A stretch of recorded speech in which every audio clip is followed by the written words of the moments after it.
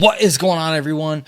It is Tyler McKinney back here again, and I'm giving my instant reactions, and this is absolutely ridiculous. And it's only been 2 games, and I'm kind of sick and tired of watching it. So, for all of you out there, this is a football. You protect the football at all costs. You take the football. You hold it like this. You tuck it in like this. You put your hand over the football like this, and you never let go. We all understand, right? Obviously not. The Sea Dragons lost again. How? Turnovers. That's pretty much it. They lost because of turnovers. Now, do we want to go through and completely break down this game and try to figure out exactly what went wrong? You don't really need to. Turnovers. That's all I've got to say. And if I see Ben DiNucci go underneath center one more time, that's one more time too many. Let's rewind a little bit, though, shall we? And let's start from the top. Listen, it looked like it was going to be a pretty good night, and that stadium is ginormous for this type of a setting. When you've got a stadium that can hold 70,000 people and you got 10,000 people there, that's a lot, and the crowd doesn't look as big as what it actually was. And it was a decent crowd. I'm not going to say it was a great crowd.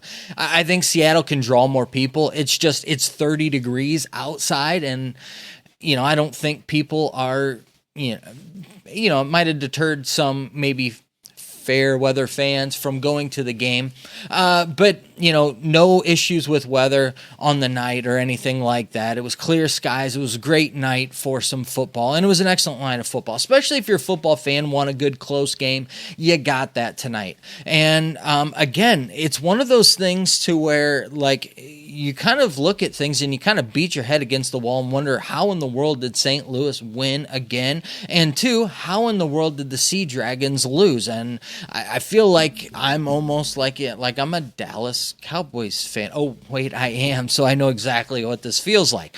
But going through and breaking down this game, I think that really the Sea Dragons had a really, really good game plan for this game. They just completely botched it. And St. Louis, to their credit, they have a team that knows who they are. They play to their strengths, and they don't get rattled, and they just kind of keep coming at you. And that's really all headed up by their quarterback with AJ McCarron. And the biggest thing, and again, I said this last week, and I'm going to say it right now, the man was 22 of 36, 184 yards, 1 touchdown, and 0 interceptions. He didn't have any turnovers whatsoever, and that's what you're going to see here. He got sacked 3 times, and he was running for his life. There at the end, you could tell they weren't, they were in man, and that's why he got those first downs at the end of the game. He had 5 carries for 41 yards, and really he was their best back. And the guy that I was hoping was going to be their back for the night, Hill, was out with an injury, a hamstring thing. So hopefully he's back next week. At least it looks like they will, that he will do that. Running game, all right. You had the same guys that stepped up last week stepped up this week. Now, you got to see a little bit more of them earlier on, that being Aitman and Prohl. But you also had Shepard get back in the mix there again, and also Butler. Butler had some bad drops, though, and you can definitely tell why he's not in the NFL right now is because of these drops that he's had. But all in all, on offense, they were just the little engine that could, and they just kept doing it. On defense, I mean, they fell in love with Adkins. He had a decent game. He had the 2 fumble recoveries, and he was causing havoc. But really, it was more the Sea Dragons on offense creating issues for themselves than it really was anything else. And to give up the ball like they did in the ways that they did for that defense, for Seattle to hang in this and keep that team in the game at the end of the game, hats off to them. And really, it was just the floodgates can only hold so much back, and then, it just topples over. But that's what you have with it. All in all, in the night, the Sea Dragons had, 299 yards. They're averaging over 300 yards a game. I wouldn't be surprised at the end of week 2 if they don't have the most yards by any offense. But like the Vipers from 2020, it doesn't matter if you can't punch the ball in the end zone, and you're not going to be able to punch the ball in the end zone when you're fumbling the ball. And that's pretty much, about it. There's not a whole lot more you can really say with that. Ben DiNucci on the night was 19 of 29 for 196 yards. He had 2 touchdowns. He had no interceptions this game, but it wasn't the interceptions this game. It was the fumbles. I mean, you gotta protect the ball. Like I said, that was one of my keys to the game, was you've got to protect the ball, and you just didn't do that. And I don't know what the issue is with things there. I mean, the offense is potent, and that's really what stalled a lot of things. I mean, when you fumble a punt return, give them the ball right back. When you fumble the ball right in their territory and give them the ball back. When you're driving and you've got a really nice drive going and you're arguing with the ref for a first down, which you should have had, I get it, but instead of, getting the first down, you fumble the ball, which it's like this isn't even hindsight's 2020. You saw what happened last week when he went and and then they were gonna go score and he fumbled the ball. Why are you on a 3rd and 1 running him? Just line up with your running back and let your running back have the ball. The interesting thing for me here was that Knox only had 3 carries, so I don't know what was happening with that. And Ellison was struggling to hold on to the ball, even though I think he played fairly well. The fumbling from his standpoint was a bit concerning, but it was interesting that Brendan Knox, he only had a few carries, and I thought he did well when he was carrying the ball. Blake Jackson got in on the action today, and it looks like they really, really tried to take Josh Gordon out. And he had that big reception and not much else out of there. Ellison had some nice. I liked how they used the running back out of the backfield. Pearson, he struggled, and it's one of those things to where it's like some of these guys, as you see the game go on, you see the game play, you can see why they aren't in the NFL. And for him, it's not really a lack of talent. It's just you can tell that at times he has issues with ball security. Yeah, the whole team does have issues with ball security. But Pearson had another big day. He had a really nice touchdown reception, and towards the end to take the lead, but they left too much time for the BattleHawks, or at least to get a field goal.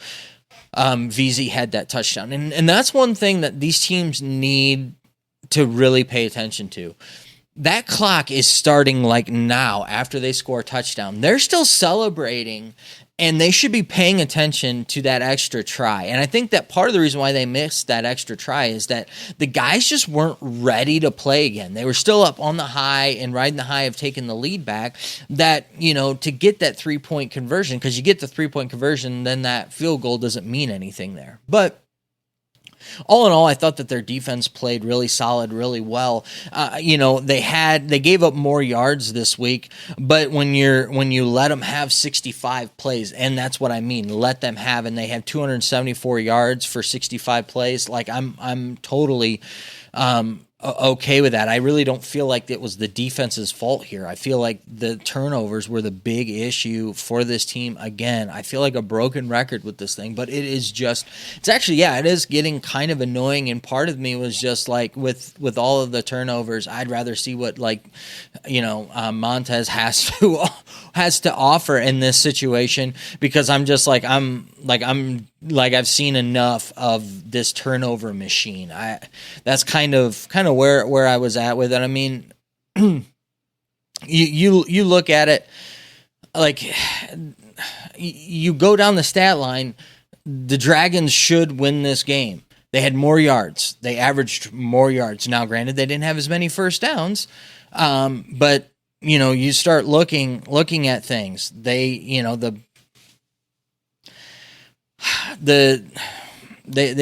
just fell apart here. And again, the biggest things were the turnovers.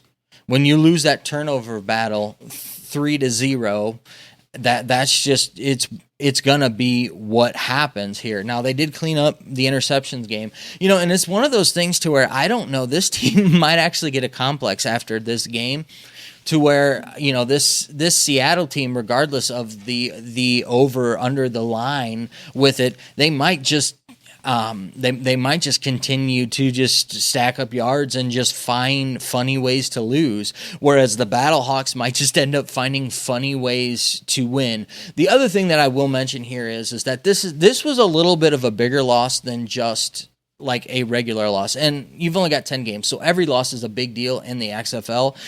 And it is a long season, so they can still turn things around. I'm not saying that they're done, but this was a division, rival.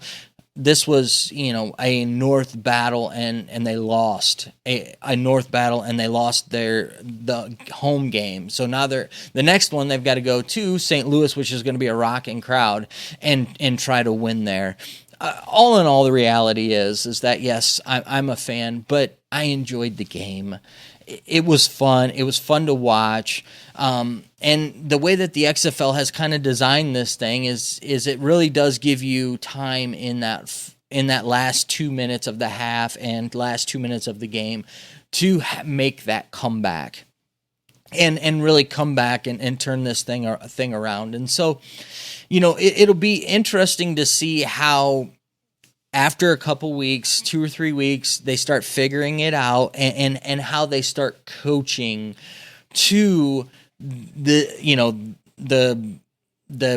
feel of the game, and how the game progresses. And then from there, as the coaches change their coaching styles, then how that changes the game, and then kind of the ebb and flow of things. It's just kind of be interesting to see and watch it as we go on here.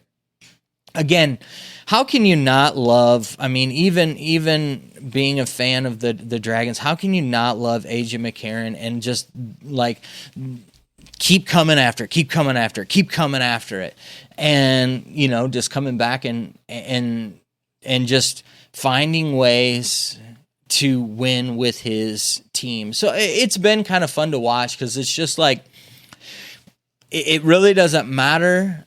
I kind of felt like that. I'm watching the last 2 minutes. It's like I'm kind of like, it doesn't matter if Seattle scores or not. The BattleHawks are going to find a way. I know it, to win at the end of this game, and they did. You just feel that there's just this magic spark that somebody is going to step up with this team and keep the Cinderella streak going, and they did again. One hit heroics, kicked the field goal last play of the game to win it. So it'll be interesting to see what type of TV ratings they get off of this. And you know what? While we're here, let's just talk about the TV ratings. One thing that I've been really thinking about of late is, and people have been mentioning that and I do it too, I don't watch regular cable. I have streaming service. So we have direct TV stream. I don't have actual direct TV. I have direct TV stream. And I know for a fact that when I watch a game, it's not added into, the TV ratings that these shows are getting. So I'm just wondering how many then are getting missed because of that. Now, do I think that number will take them up into a 5 million? No, I'm not saying that. What I'm saying is, though, is I think that there's a major shift in viewership and how people are consuming their sports, to where that the traditional numbers and them being down might just be the fact that people are consuming their sports in a different fashion other than, like, the traditional means. And it'd just be interesting if we could get those numbers to see how many people that is affecting them, because I would bet that it would be quite a bit of people, because I know the reason why we went to streaming was because cable is gouging. I mean, it's expensive. And if I can pay a streaming service for the same, literally, I get the same amount by buying internet and TV as what I did with just having cable. So what I could get with cable, which is the exact same thing I have, I literally can bundle internet, and I don't even bundle them with the same company. I can buy the two and get exactly what I would have for less money with a traditional style cable service. So just some thoughts on that. As always, I want to know your thoughts down in the comment section. Let me know what you think of the game, what your thoughts were, and we'll continue the conversation on down there. All right, listen, guys, I know that you're busy, and I know that I'm busy, so let's get on out of here. You have a good night. Bye.